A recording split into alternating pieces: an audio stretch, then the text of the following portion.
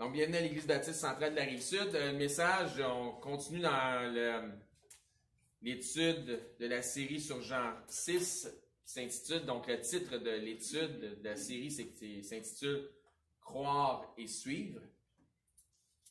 On est rendu à quel chiffre, quel numéro, donc combien de messages? Ça va être la dernière fois, Samuel, c'était le 5e. Cette semaine, on est rendu à laquelle, tu penses? 6e? Oui, 6e. C'est exactement ça.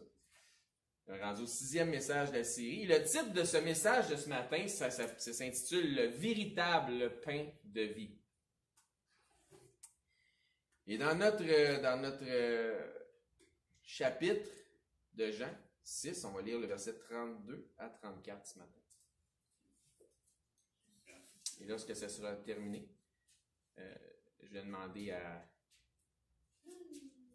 Enod s'il veut ouvrir le culte en prière lorsqu'on aurait terminé la lecture. Bon, vas-y maintenant. Parfait, mon frère, vas-y.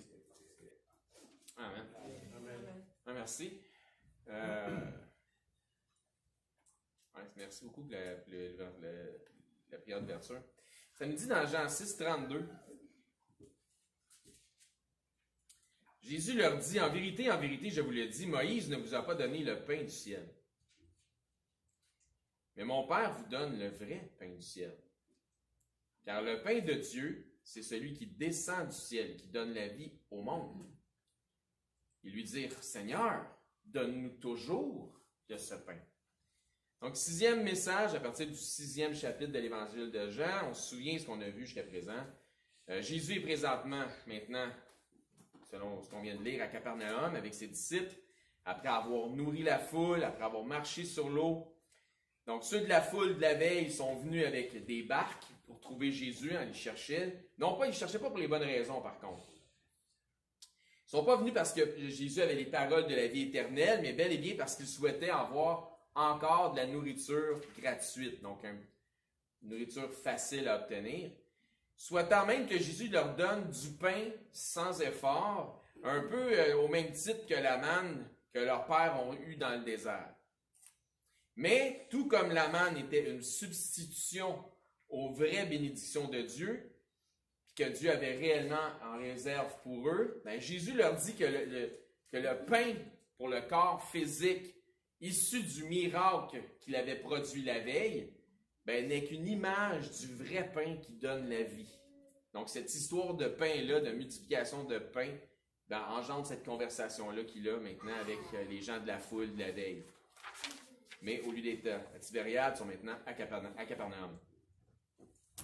Donc, de même lorsqu'ils le défient, donc ils mettent Jésus au défi concernant la manne, en lui suggérant de démontrer sa puissance par un miracle, ce qu'il lui suggère en fait, c'est de les nourrir toujours de la sorte. Comme il a fait la veille, ben, il lui suggère à Jésus, nourris-nous toujours comme tu l'as fait hier finalement. Donc, il lui propose un deal. On va essayer de marchander avec toi. Montre-nous ce que tu peux encore miraculeusement nous nourrir, comme Dieu l'a fait avec la manne pour nos pères, et nous allons croire en toi. Si tu le fais, ben nous, on va croire en toi. Parce que ce que tu as fait la veille, ben écoute, c'est pas suffisant. Fais-le encore. Donc, voici comment on marchande. Si tu fais ce miracle une autre fois, on va croire en toi. Mais Jésus, il ne se laissera pas tenter par leur plan qui est diabolique. Puis pourquoi que je dis que c'est un plan qui est diabolique? Ben, de savoir que c'est exactement le même esprit que Satan avait dans le désert lorsqu'il a tenté Jésus. Il lui a dit, ben, si tu es le Fils de Dieu, fais un miracle. Dis à ces pierres qu'elles deviennent des pains. Donc, un peu de la même manière, ces fils de l'adversaire ou du diable, comme Jésus les a appelés dans l'Évangile de Jean, toujours au verset 44 du chapitre 8. Donc, ces fils de Satan essaient de tenter le Seigneur Jésus. Quand le Seigneur Jésus, même tenté par Pierre, il a dit « Arrière de moi, Satan ». Mais Jésus va les décevoir. Moi, Jésus ne m'a pas déçu. Mais eux autres, ils vont être déçus. Jésus 6, 32, donc dans notre texte d'ouverture, Jésus leur dit « En vérité, je vous le dis, Moïse ne vous a pas donné le pain du ciel, mais mon Père vous donne le vrai pain du ciel. » Verset 33, « Car le pain de Dieu, c'est celui qui descend du ciel et qui donne la vie au monde. » Donc, à partir de ce moment-là, eux croient qu'il va leur donner quelque chose d'encore meilleur que la manne, mais toujours avec l'esprit aux choses qui sont physiques et temporelles. Donc, si la manne représentait de l'argent, je parle du métal précieux, ben, ce qu'eux autres croient que Jésus va leur donner, ben, c'est de l'or. Vous comprenez? Ils pensent que ça va être encore mieux. Donc, ils lui disent donc, au verset 34, ils lui disent, Seigneur, donne-nous toujours de ce pain. Bien sûr, ils font référence à ce qu'ils ont vu la veille, comme miracle, la multiplication des pains. Donc, la manne étant comme de l'argent et le pain déjà cuit étant comme prêt à manger comme de l'or. Puis ainsi, si tu fais cela, nous allons croire en toi. Oui, oui, ils marchandent avec Jésus. Donc, ils croient vraiment qu'ils vont avoir leur pain parce qu'ils viennent de comprendre. De la façon que Jésus s'exprime, eux autres s'attendent que c'est là, il va le faire, il va nous le donner, il va faire comme la veille. Il l'a fait la veille, il va encore le faire aujourd'hui. Ils pensent que Jésus est sur le point de même leur donner mieux que la manne. La manne, c'était pas un pain qui était cuit au four, mais le miracle que Jésus avait fait la veille, il a pris un pain qui était déjà cuit, il l'a multiplié, puis la même substance s'est multipliée. La manne, tu devais aller la chercher. Mais le pain de Jésus, celui qui avait multiplié la veille, ben, ils se sont assis en rangée, ils se sont fait servir. Voyez-vous? Donc, ça va être encore mieux que la manne. Donc, dans ce sens, il y avait cette impression-là. Souvenez-vous que la veille, suite à ce miracle, il était prêt à l'établir comme roi. Quand Jésus avait multiplié le pain, ils disaient, c'est vraiment celui qui devait venir, on va l'établir comme roi. Jésus a fallu qu'il se sauve parce qu'il voulait l'enlever, donc il voulait le kidnapper pour l'établir comme roi. Maintenant, dans Jésus 6, verset 32, Jésus leur dit, en vérité, je vous le dis, Moïse ne vous a pas donné le pain du ciel, donc c'est notre texte d'ouverture, mais mon Père vous donne le vrai pain du ciel. Là, ils se disent, oh wow, là, Jésus va nous donner un meilleur pain, le vrai pain du ciel, pas celui que Moïse, c'est encore meilleur. Hein? Pas celui que Moïse a donné à nos pères. Verset 33, car le pain de Dieu, c'est celui qui descend du ciel, qui donne la vie au monde. Puis là, eux autres, ils comprennent que ça s'en vient, ils vont l'avoir. Là, ils disent, oui, oui, là, Jésus, dépêche-toi, donne-nous-en, on a déjà l'eau à la bouche. Là. Avouez, donne-nous du pain là, comme hier. Il lui dit, Seigneur, donne-nous toujours de ce pain. Go, go, go, vas-y, donne-nous-en, puis donne-nous-en. Toujours. À ce moment-là, ils croient encore qu'ils vont avoir véritablement du pain qui est physique.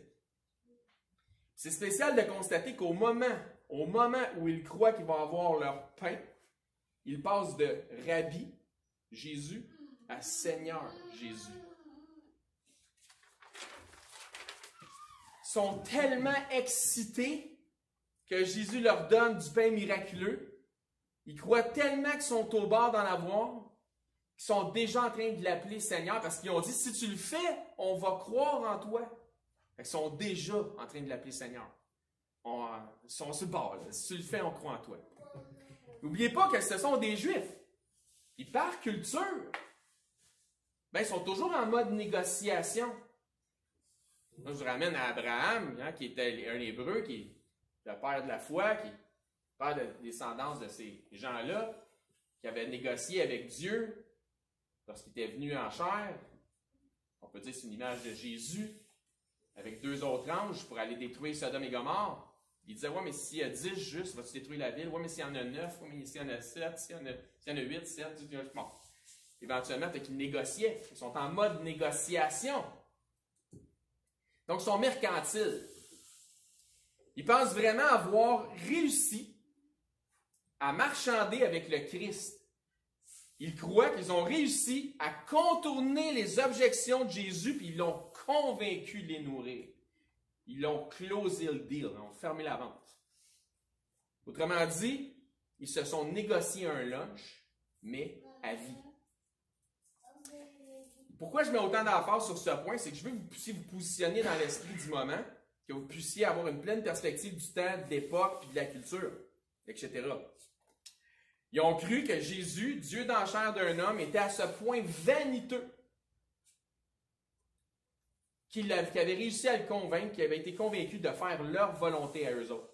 Mais Jésus, ce n'est pas un homme comme les autres. C'est Dieu dans le chair. Il ne se laisse pas avoir par ces artifices-là. Il ne se laisse pas avoir non plus, il ne s'est pas laissé avoir par des artifices du diable dans le désert quand Satan l'a tenté.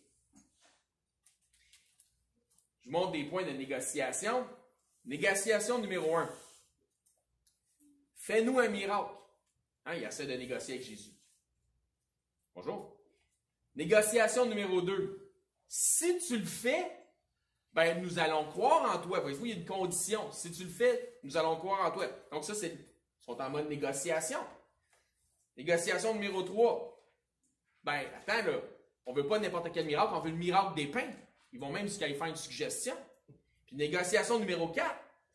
On n'en veut pas juste pour une journée ou 40 ans, on en veut pour toujours. Donc, 4e négociation. Donc, c'est peut-être parce que je suis dans le domaine de la vente que, par défaut, je perçois le mercantilisme dans cette transaction. Puis, c'est à un moment, c'est au moment le plus intense de cette négociation que Jésus va complètement les décevoir. Comme j'ai dit, les autres, ils vont être déçus par Jésus. Comme ils viennent juste de l'appeler Seigneur parce qu'ils sont certains d'avoir ce qu'ils ont demandé, quand ils ont l'impression que c'est vraiment, vraiment, vraiment dans la poche, dans Jean 6,35, Jésus leur dit, « Je suis le pain de vie, celui qui vient à moi n'aura jamais faim, celui qui croit en moi n'aura jamais soif. Mais je vous l'ai dit, vous m'avez vu et vous ne croyez point. » Pourquoi Jésus leur dit cela? Si on remonte au verset 30, ça dit, quel miracle, on retourne là, il leur dit, quel miracle fais-tu donc, lui dirent-ils, afin que nous le voyions, que nous croyons en toi, que fais-tu? Voici la réponse de Jésus, on la retrouve au verset 36, mais je vous l'ai dit, vous m'avez vu, mais vous ne croyez point. Qu'est-ce que tu fais qu'on puisse voir, qu'on puisse croire? Je vous l'ai dit, vous m'avez vu, vous ne croyez point. Donc Jésus revient au verset 29, quand Jésus leur répondit, « L'œuvre de Dieu, c'est que vous croyez en celui qui m'a envoyé. Mais je vous l'ai dit, vous m'avez vu et vous ne croyez point. » Ça, quand Jésus les a dit ça, mais je vous l'ai dit, vous m'avez vu, vous ne croyez point, ça a mis fin aux négociations. Là, ils ont compris qu'ils n'auraient pas leur fameux pain. À partir de là, Jésus va escalader dans son exposé. Puis vous allez voir que dans l'étude, que de Rabbi Jésus à Seigneur Jésus, quand ils sont sur le point de penser qu'ils vont avoir leur pain parce qu'ils ont dit, si tu le fais, on va croire en toi, qui va devenir un presque rien. Parce que personne ne veut d'un Dieu qui ne fait pas ses propres volontés. Moi, si je veux croire en Jésus, là, ou en Dieu, ou en Christ, je suis pour confesser Jésus, ben, je veux que Dieu me bénisse. Il va falloir que Dieu me bénisse, là. J'ai assez de misère dans même déjà dans ma vie. Si j'appelle Jésus mon Seigneur, au moins, il va falloir qu'il m'enrichisse un peu, là. Donne-nous du pain. Ça va coûter moins cher d'épicerie. Moi, là, pour le vrai, c'était mon esprit quand je suis venu au Seigneur. Je suis venu premièrement parce que je voulais comprendre la sagesse des Écritures. Puis je voulais simplement comprendre ça parce que je voulais comprendre comment ça que les chrétiens reçoivent des bénédictions. Qu'est-ce que les autres comprennent que moi je ne comprends pas pour que je m'en mette dans mes poches puis dans mon compte de banque. Comment je peux faire pour avoir du pain facile? Puis finalement, c'est une bonne affaire qu'au moins je suis venu comme ça. Parce que je ne suis pas resté pour ça.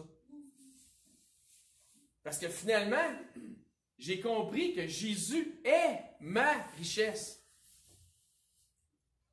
Je me suis rendu compte que j'étais déjà riche. Fait que, pas besoin de courir après l'amour de l'argent. Ils me perdent. Tout comme eux, je cherchais ailleurs ce qui était sous mes yeux. Je vous l'ai dit, vous m'avez vu. Mais vous ne croyez point, c'était sous mes yeux. La parole de Dieu vivant. C'est dans ce livre que j'ai trouvé des principes de base pour mes propres finances. Au final, ça n'a pas nu pour mes richesses non plus. Parce que Dieu a dit à Salomon, parce que tu as demandé la sagesse, je vais te donner les richesses. Comment peux-tu être sage puis pas être sage financièrement? C'est la sagesse que Salomon avait. Puis c'est accessible à tout le monde. Dieu voulant, peut-être qu'on aura une occasion d'explorer un sujet comme ça, les finances, donc c'est un de ces jours. Mais moi, je voulais du pain, mais sans les efforts, sans la sueur de mon front. Puis je voulais des bénédictions sans le travail. Je voulais du pain facile comme ces Juifs. Mais voici ce que Dieu m'a dit dans sa parole. Demandez et l'on vous donnera. Matthieu 7, 7. J'ai donc demandé. Donne-nous aujourd'hui notre pain quotidien. Donne-moi mon pain quotidien. Hein, je veux mon pain. Matthieu 6, 11. Jésus m'a répondu, il est écrit, l'homme ne vivra pas de pain seulement, mais de toute parole qui sort de la bouche de Dieu. Matthieu 4, 4. Aussi, il m'a dit que je devais travailler dans 2 Thessaloniciens, au chapitre 3, deuxième partie du verset 10. Si quelqu'un ne veut pas travailler, il ne mange pas non plus. Je ne parle pas de quelqu'un qui est à retraite, puis que, mais je pense que quelqu'un qui est à retraite aussi jusqu'à un certain âge pour garder une retraite active, que c'est bon pour la santé physique, mentale et même spirituelle que de garder une certaine routine. Ensuite, il m'a dit dans Luc 6, 38, « Donnez, il vous sera donné. On versera dans votre sein une bonne mesure serrée, secouée qui déborde, car on vous mesurera de la mesure dont vous vous serez servi. Donc, sème, et éventuellement, tu récolteras. » Moi, je voulais le pain facile. Mais il dit, non, il dit, jette ton pain sur la surface des eaux, parce qu'avec le temps, tu vas voir qu'il va revenir. Ecclésiaste. Demande, travaille, donne, reçoit. Ce n'est pas nécessairement dans cet ordre-là tout le temps, mais ce sont là que quelques principes que Dieu a utilisés pour façonner ma vie et me faire comprendre que j'étais déjà riche en Jésus-Christ. Ma vie, ni celui que je suis devenu aujourd'hui, ne serait le même si ce n'était pas de ce livre.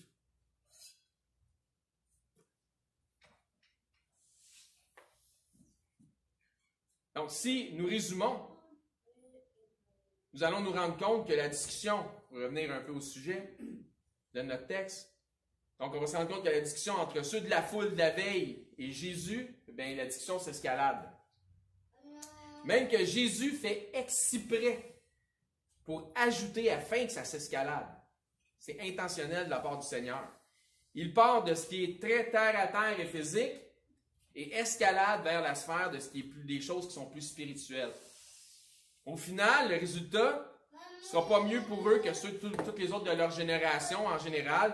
Ils seront incapables de faire l'association des choses terrestres et de relativiser entre les choses qui sont spirituelles et célestes. Puis si je peux pas comprendre les choses qui sont terrestres, ben, ça ne sert à rien, tu ne comprendras pas les choses qui sont célestes. Hein, il y a plein d'exemples qui sont donnés dans les Écritures là, de pouvoir comprendre les signes des choses terrestres. Là, par exemple, lorsque vous voyez que le figuier ben, il commence à bourgeonner, mais vous savez que la saison approche. Quand vous regardez le ciel, vous voyez les nuages, vous savez qu'il va faire beau le lendemain. Donc, comprendre les choses terrestres pour pouvoir comprendre les choses célestes ou spirituelles. Donc, ça s'escalade. La conversation s'escalade, puis c'est par exprès, puis ça part du miracle des pains que Jésus a fait. Ah ben, on va l'établir comme un roi. Ah ben, Rabbi Jésus. Ah ben, vous devez croire, ayez la foi. C'est ce qu'il leur dit. Ah, fais-nous un miracle, OK? Puis là, on va croire. Puis là, ils disent, ben, on veut la manne du ciel, ou comme la manne du ciel. Puis Jésus leur dit, non, non, non, vous avez besoin du vrai pain du ciel. Oui, mais là, il passe de Rabbi à Seigneur, ben donne-nous-en ce pain-là, puis donne-nous-en toujours. Puis là, Jésus leur dit, ouais, mais c'est moi. C'est là leur déception. Je suis le pain de vie. Imaginez, c'est ça qui les a déçus.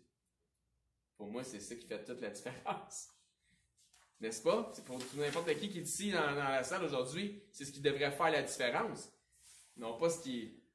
Eux, c'est ce qui les a déçus. Donc, à partir de là, Jésus va continuer à escalader dans les métaphores, mais plus il leur donne d'exemples, et plus il les enseigne sur la réalité de qui il est vraiment, sur leurs réels besoins, et plus leur espérance en Jésus, qu'il voulait, je vous rappelle, établir comme un roi la veille, va dégringoler. Vous avez pris des barques, vous êtes venus me chercher, non pas à cause de qui je suis, car en réalité, je suis déjà, vous voulez m'établir comme un roi, mais je suis déjà le roi des rois. Hier, vous vouliez m'établir comme un roi, mais vous ne voulez pas que je sois celui qui règne dans vos cœurs. Je suis le véritable pain de vie qui vient du ciel, celui qui est envoyé du Père sur la terre pour réellement donner la vie aux hommes. Non, mais pas une vie temporaire, là, jusqu'à la prochaine bouchée de pain, mais la vraie vie, la vie éternelle. Celui qui vient à moi n'aura jamais faim. Vous vouliez voir pour croire? Vous souhaitiez un miracle? Je suis le miracle que vous deviez voir. Je suis celui qui est né d'une vierge, tel qu'a prophétisé Isaïe. Je suis l'Emmanuel, Dieu avec vous. Je suis loin de Dieu. Pas loin, loin, loin par onction. Je suis le Messie que vous attendiez. Je suis le Christ. Je suis Dieu dans la chair. Avant qu'Abraham fût, je suis, car je suis celui qui suis. Je suis celui que vous appelez votre Dieu. Imagine! Allô? C'est moi votre Dieu. Puis vous êtes déçus. Je suis le véritable pain du ciel. La manne n'était que l'ombre de celui que je suis. C'est moi qui crie plus fort aussi.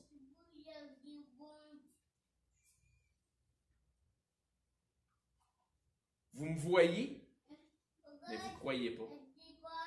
Imaginez, il voulait voir pour croire. Je suis là. Croyez. Jean 6, 35. Jésus leur dit, je suis le pain de vie. Celui qui vient à moi n'aura jamais faim. Et celui qui croit en moi n'aura jamais soif. J'aime tellement ce qu'il dit là. Mais je vous l'ai dit, vous m'avez vu.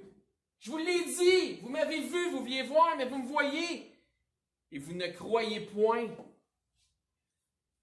Je suis celui en qui vous devez croire afin d'avoir la vie éternelle. Gloire à Dieu pour ceux qui ont cru en Jésus et qui ont la vie éternelle ici dans l'Assemblée. Regardez comment Jésus exprime la vie éternelle. C'est en plein d'une grande compassion. C'est pour ça que je dis que j'aime ce qu'il dit là. Parce que dans Jésus 6, 35, si on regarde la deuxième partie, c'est « Celui qui vient à moi n'aura jamais faim. Celui qui croit en moi n'aura jamais soif. Viens en moi n'aura jamais faim. » La vie éternelle. Crois en moi n'aura jamais soif. La vie éternelle.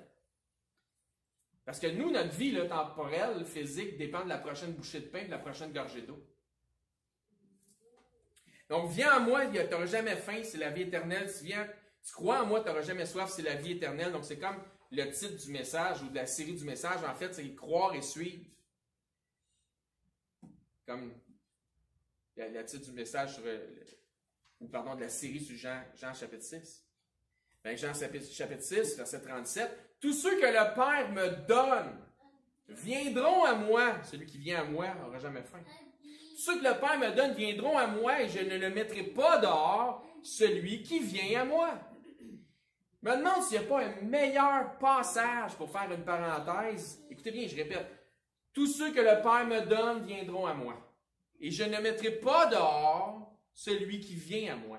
Est-ce qu'il n'y a pas un meilleur passage dans les Écritures, un meilleur verset de la Bible qui manifeste qu'on ne peut pas perdre notre salut? Amen. On ne peut pas perdre notre salut. Pourquoi? Parce que tous ceux que le Père me donne viendront à moi. Et je ne mettrai pas dehors celui qui vient à moi. C'est Dieu qui nous sauve par l'évangile de son Fils, par la grâce, par le moyen de la foi. Le Dieu qui regarde au cœur sait qui sont les véritables. Ceux qui, comme ça nous dit dans Jacques 1,18, ont été engendrés selon sa volonté par la parole de la vérité. Ceux-ci, le Père les donne au Fils. Qui sont ceux que le Père donne au Fils? Ceux qui ont une foi sincère, qui viennent à Jésus. Jean 6, 37. Tous ceux que le Père me donne viendront à moi, et je ne mettrai pas dehors celui qui vient à moi. Venir à Jésus, nous pourrions probablement faire un message complet sur ce que représente venir à Christ. Étonnamment, plusieurs des versets qui parlent clairement, regardez bien ça, plusieurs des versets qui parlent clairement de venir à Jésus se retrouvent dans l'Évangile de Jean. Nous autres, on est dans le chapitre 6. Mais plus précisément, dans le chapitre 5, 6 et 7. La plupart des versets des Écritures qui parlent de venir à Jésus, c'est dans le chapitre 5, 6 et 7 de Jean. Puis, dans notre chapitre principal, puis beaucoup dans le chapitre 5, dans le chapitre 6, dans le chapitre 7. Donc, c'est comme ça faisait un crescendo et un décrescendo sur le sujet dans l'Évangile de Jean. Dans Jean 5, on va aller voir justement, on va regarder ça un petit peu. Dans Jean 5, 39, vous sondez les Écritures parce que vous pensez avoir en elles la vie éternelle. Ce sont elles qui rendent témoignage de moi et vous ne voulez pas venir à moi pour avoir la vie. La vie éternelle, bien évidemment. Dans le chapitre 6, voyez-vous, chapitre 6, 37, tous ceux que le Père me donne viendront à moi et je ne mettrai pas dehors celui qui vient à moi. Si on saute au verset 44, nul ne peut venir à moi si le Père qui m'a envoyé ne l'attire et je le ressusciterai au dernier jour. Verset 45, il est écrit dans les prophètes, ils seront tous enseignés de Dieu et ainsi quiconque a entendu le Père, a reçu son enseignement, fait quoi? Viens à moi. Verset 65 de chapitre 6, et il ajouta, c'est pourquoi je vous dis que nul ne peut venir à moi si cela ne lui a été donné par le Père. Puis là, on tombe au chapitre 7, où le décrescendo se fait. Verset 37, le premier jour, le grand jour de la fête, Jésus se tenant debout s'écria, si quelqu'un a soif, qu'il vienne à moi et qu'il boive. Puis qu'est-ce qu'il a dit tantôt? Celui qui vient à moi ou qui croit en moi n'aura jamais soif. Donc, beaucoup d'emphase sur venir à Jésus dans les 3 chapitres qui suivent. Donc, chapitre 5, chapitre 6, chapitre 7. Puis je crois qu'il y a une leçon importante, il y a une raison pourquoi c'est condensé et concentré là. Donc, il y a une leçon importante à tirer du fait que Jésus insiste autant et où la Bible insiste autant sur le sujet. Mais un des passages connus de la Bible sur venir à Christ ne se retrouve pas dans l'Évangile de Jean, mais dans celui de l'apôtre Matthieu. C'est dans Matthieu 11, 27. On va lire 27 à 30 et on va faire la conclusion du message d'aujourd'hui. Merci d'avoir été attentif. Merci Jéhude d'avoir participé autant à la prédication. C'est vraiment génial. Un amour.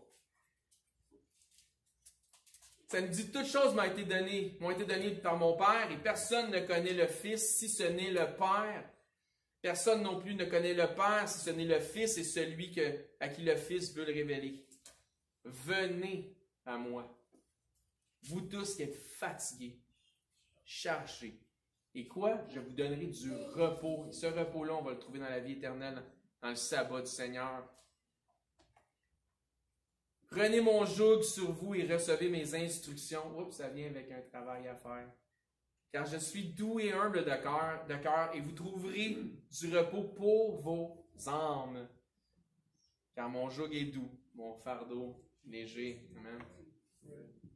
Donc, en conclusion, êtes-vous venu au Seigneur Jésus afin de ne plus jamais avoir soif, de ne plus jamais avoir faim, afin d'avoir la vie éternelle, trouver du repos pour vos âmes? Si vous n'êtes pas encore un de ceux qui ont confessé Christ, eh bien, autant que ce soit dans l'assemblée ou que ce soit les gens qui regardent en ligne,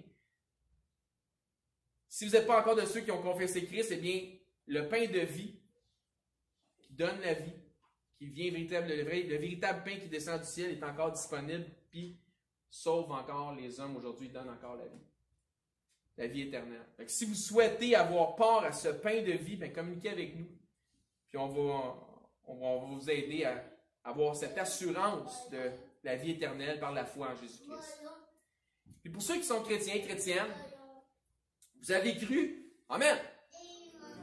Êtes-vous réellement venu à Christ pour la vie éternelle, par repentance, par conviction? Parce que le Saint-Esprit vous a convaincu de péché, de justice, de jugement, ou seulement pour obtenir des bénédictions?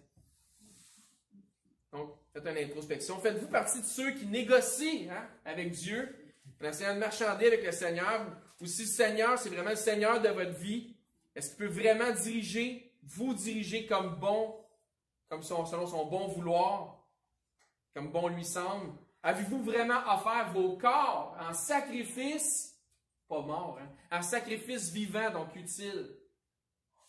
Ce qui serait votre culte raisonnable.